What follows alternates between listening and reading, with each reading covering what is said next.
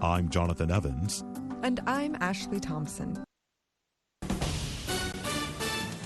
This is VOA News. Reporting by remote, I'm David Byrd. The United States is upping its warnings of what will happen if Russia sends any military forces into Ukraine.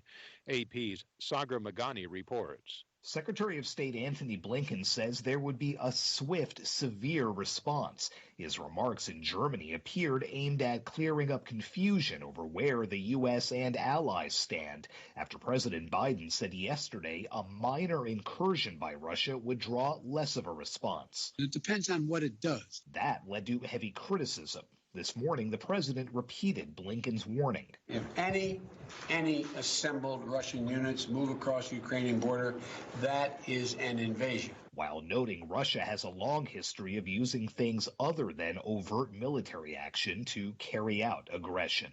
Sagar Magani, Washington. Russia has announced sweeping naval drills in several parts of the world this month and claims the West is plotting provocations in neighboring Ukraine.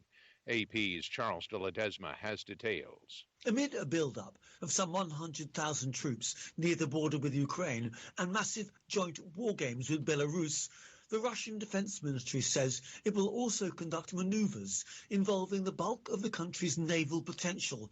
Over 140 warships and more than 60 aircraft will take part in these drills that will start this month and run through February. Ukraine said earlier this week that it's taken the delivery of anti-tank missiles from the UK and rejects Moscow's claims that it plans an offensive to reclaim control of separatist-held areas in Ukraine's eastern industrial heartland. I'm Charles de Ledesma. You can find more on our website, voanews.com. You can also follow us on the VOA mobile app. This is VOA News.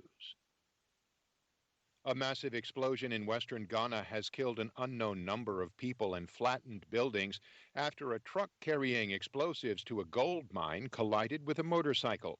Video posted from the scene showed a large, smoldering blast site with buildings reduced to rubble and twisted metal. The deputy director of the National Disaster Management Organization said 500 buildings had been destroyed.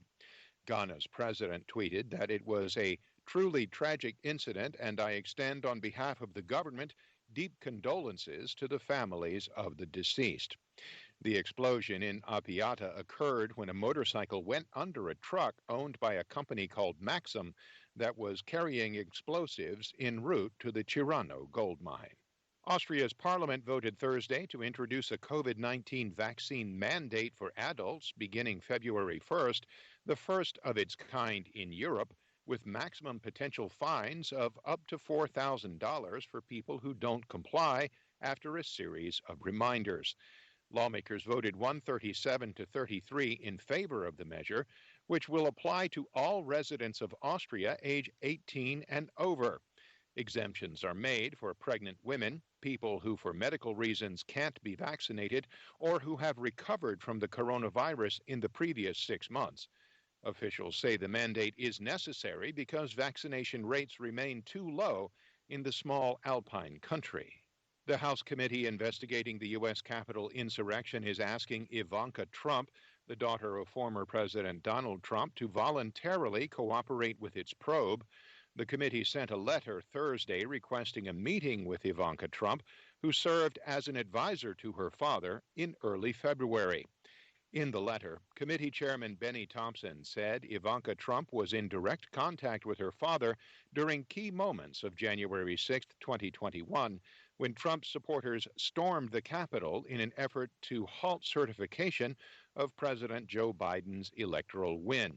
The committee says it wants to discuss what Ivanka Trump knew about her father's efforts to pressure then Vice President Mike Pence to reject the 2020 election results, including a telephone call they say she witnessed, as well as concerns that she might have heard from Pence's staff, members of Congress, and the White House counsel's office about those plans. Stocks closed lower on Wall Street, with the Dow Jones Industrials down 0.89%, the S&P 500 falling 1.1%, and the Nasdaq dropping by 1.3%. Visit voanews.com for more. Reporting by remote,